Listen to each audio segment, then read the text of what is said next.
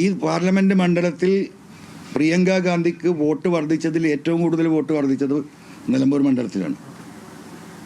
ഇപ്പോൾ UDFൻ്റെ സ്ഥാനാർത്ഥിയായ ഷൗക്കത്ത് തന്നെ പത്രസമ്മേളനത്തിൽ, അതിനുശേഷം നടന്ന പത്രസമ്മേളനത്തിൽ PV അൻവറിൻ്റെയും പ്രവർത്തകരുടെയും സാന്നിധ്യം ഈ വോട്ട് വർധനക്ക് കാരണമായി എന്ന് പറഞ്ഞാണ്. അവിടെ നമ്മൾ പിന്തുണ കൊടുത്തു. നമ്മളൊരു ബാർഗിങ്ങിന് വേണ്ടി അവകാശവാദത്തിനും പോയിട്ടില്ല.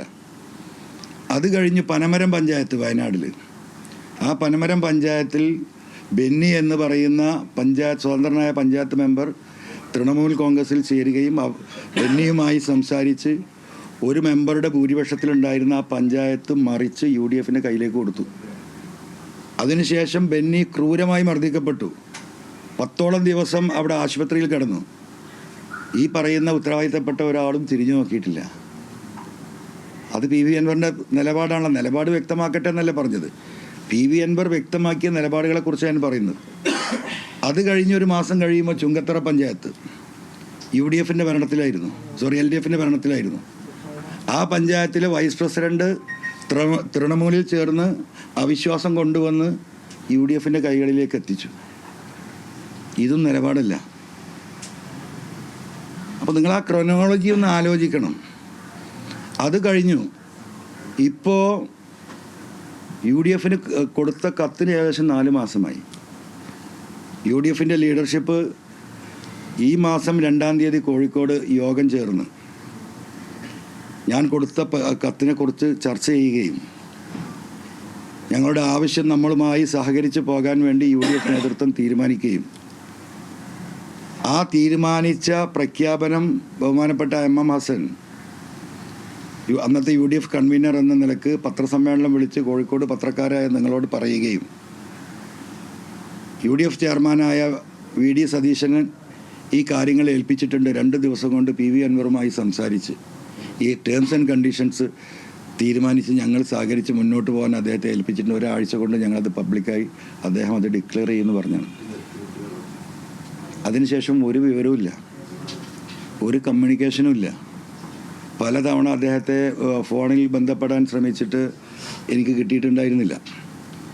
പിന്നെ ഈ മാസം 15-ാം തീയതി അദ്ദേഹത്തിൻ്റെയും എൻ്റെയും ഒരു കോമൺ സുഹൃത്തായ എറണാകുളത്തെ ഒരു സുഹൃത്ത് വഴി അദ്ദേഹത്തെ ബന്ധപ്പെടുകയും കഴിഞ്ഞ 15-ാം തീയതി അദ്ദേഹവുമായി ആ സുഹൃത്തിൻ്റെ വീട്ടിൽ വെച്ച് വിശദമായി കാര്യങ്ങൾ സംസാരിക്കുകയും കേരളത്തിലെ രാഷ്ട്രീയത്തെ എങ്ങനെ കൊണ്ടുപോകണമെന്ന ഞങ്ങളുടെ വ്യക്തമായ കാഴ്ചപ്പാടുകൾ 2026 ഈ ഗവൺമെൻറ്റിനെ താഴെ ഇറക്കാൻ എടുക്കേണ്ട നിലപാടുകളും കാഴ്ചപ്പാടുകളും വിശദമായിട്ട് വളരെ ഫ്രീ ആയിട്ട് അദ്ദേഹവുമായി ചർച്ച ചെയ്യുകയും ഉച്ചഭക്ഷണം കഴിച്ച് അവിടുന്ന് പിരിയുന്ന സമയത്ത് ഈ 15-ാം തീയതി ആ സുഹൃത്തിൻ്റെ മുന്നിൽ വെച്ച് ബഹുമാനപ്പെട്ട പ്രതിപക്ഷ നേതാവ് നാളെ അല്ലെങ്കിൽ മറ്റന്നാൾ ഞാൻ ഇത് പത്രസമ്മേളനം വിളിച്ച് പറയും. ഞാൻ അദ്ദേഹത്തോട് പറഞ്ഞു, നിങ്ങൾ പത്രക്കുറിപ്പ് കൊടുത്താൽ മതി. അതല്ല, അത് ഞാൻ തന്നെ പറയണത്. നല്ല രീതിയിൽ ആ കാര്യങ്ങൾ എക്സ്പ്ലെയിൻ ചെയ്യേണ്ടതുണ്ട്. അതുകൊണ്ട് ഞാൻ 2 ദിവസത്തിനുള്ളിൽ, നാളെ അല്ലെങ്കിൽ മറ്റന്നാൾ എക്സ്പ്ലെയിൻ ചെയ്യുന്നു പറഞ്ഞു. പിന്നെ ഒരു വിവരമില്ല, എനിക്കൊരു വിവരം ഉണ്ടാവുന്നില്ല. ഞാൻ അതിനിടയിൽ അദ്ദേഹത്തെ കമ്മ്യൂണിക്കേറ്റ് ചെയ്യാൻ ശ്രമിക്കുന്നുണ്ട്. ഈ പറയുന്ന കോൺഗ്രസ് ലീഡർഷിപ്പുമായി ഞാൻ സംസാരിച്ചിട്ടുണ്ട്. ബഹുമാനപ്പെട്ട കുഞ്ഞാലിക്കുട്ടി സാഹിബാണ് ഈ വിഷയത്തിൽ ഞാനൊരു ഒറ്റയാൾ പോരാട്ടം നടത്തുമ്പോൾ നിങ്ങൾ ഒറ്റയ്ക്ക് പോരാടേണ്ട ആളല്ല, ഞങ്ങളൊക്കെ നിങ്ങളുടെ കൂടെയുണ്ട്, നമുക്ക് സഹകരിച്ച് പോകണം, വലിയ വിഷയങ്ങളാണ് നിങ്ങൾ ഉന്നയിച്ചിട്ടുള്ളത് എന്ന് പറഞ്ഞ് എന്നെ കണ്ട് സംസാരിക്കുകയും നിരന്തരമായി ഇത്തരം വിഷയങ്ങളിൽ ബന്ധപ്പെടുകയും ഈ UDF പ്രവേശനത്തിന് മുൻകൈ എടുക്കുകയും ചെയ്തത് ബഹുമാനപ്പെട്ട പാണക്കാട് തങ്ങളും കുഞ്ഞാലിക്കുട്ടി സാഹിബുമാണ് ഒരു ഭാഗത്ത്. അതിൻ്റെ ഭാഗമായിട്ടാണ് ഈ ഞാൻ മുൻ പറഞ്ഞ ചർച്ചകൾ മുഴുവൻ നടക്കുന്നത്. ആ കുഞ്ഞാലിക്കുട്ടി സാഹിബ് അടക്കം ഉൾപ്പെട്ട UDF യോഗത്തിലാണ് ഇങ്ങനെ ഒരു തീരുമാനം ഉണ്ടാവുന്നത്. പിന്നെ സ്ഥാനാർത്ഥിത്വവുമായി ബന്ധപ്പെട്ട വിഷയങ്ങളിൽ ഞാൻ എന്തിനാണ് രാജിവെച്ചത്? ഞാൻ രാജിവെച്ചതിൽ അന്നത്തെ പ്രധാന വിഷയം ഈ പറയുന്ന വനഭേദഗതി ബില്ലും അതോടൊപ്പം 2-3 കാര്യങ്ങൾ ഉയർത്തിയിട്ടാണ് ഞാൻ രാജിവെക്കുന്നത്. ജനങ്ങൾ നിലമ്പൂരിലെ പല വിഷയങ്ങളും തടസ്സപ്പെടുന്നു. ജനങ്ങൾ എന്തിനു വേണ്ടിയാണോ LDFന് വോട്ട് ചെയ്തത് ആ വിഷയങ്ങളിൽ ആ ഗവൺമെൻറ്റിൽ നിന്ന് പല എതിരായ നടപടികളും ഉണ്ടാകുന്നു. മൂന്നാമത്തെ കാര്യം, വീണ്ടും LDF ഗവൺമെൻറ് തന്നെ അധികാരത്തിൽ വരാൻ പോകുന്നു, മൂന്നാമതും പിണറായി ഗവൺമെൻറ് വരുമെന്ന നരേഷൻ ഇവിടെ സൃഷ്ടിക്കപ്പെടാൻ ശ്രമിക്കുന്നു. അത് ശരിയല്ല. നിലമ്പൂരിലെ ഉപതെരഞ്ഞെടുപ്പിലൂടെ കേരളത്തിൽ LDF അല്ല അധികാരത്തിൽ വരാൻ പോകുന്നത്, UDF ആണ് അധികാരത്തിൽ വരാൻ പോകുന്നത് എന്ന ഒരു വോട്ടിംഗ് പാറ്റേണിലൂടെ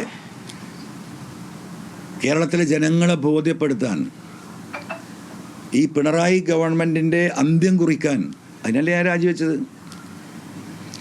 ആ രാജിവെക്കുമ്പോൾ എന്താണ് വേണ്ടത്? എല്ലാവരും ഒരുമിച്ച് നിന്ന് ഒരു അഭിപ്രായ വ്യത്യാസവും ഇല്ലാതെ ഈ ലക്ഷ്യത്തിലേക്കുള്ള പ്രയാണമാണല്ലോ UDF ലീഡർഷിപ്പ് തീരുമാനമാക്കേണ്ടത്. അത് ചെയ്യുമെന്നല്ലേ സ്വാഭാവികമായിട്ടും നമ്മൾ കണക്കുകൂട്ടിയിട്ടുള്ളത്. അതിനുതകുന്നൊരു സ്ഥാനാർത്ഥിയാവണ്ടേ?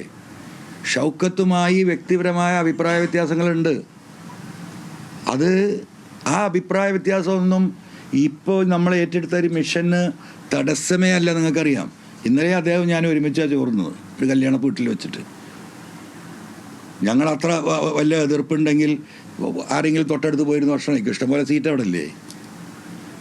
അദ്ദേഹവുമായുള്ള വിഷയം വേറെയാണ്, അത് ഇവിടെ ഇപ്പം ചർച്ച ചെയ്യപ്പെടേണ്ടതല്ല. അത് ചർച്ച ചെയ്യപ്പെടേണ്ട ഘട്ടത്തിൽ അന്ന് നമുക്ക് ചർച്ച ചെയ്യാം. അത് ഇലക്ഷന് മുമ്പാവുമോ പിമ്പാവുമോ അത് ഉണ്ടാവുമോ എന്നൊക്കെ നമുക്ക് പിന്നെ നോക്കാം.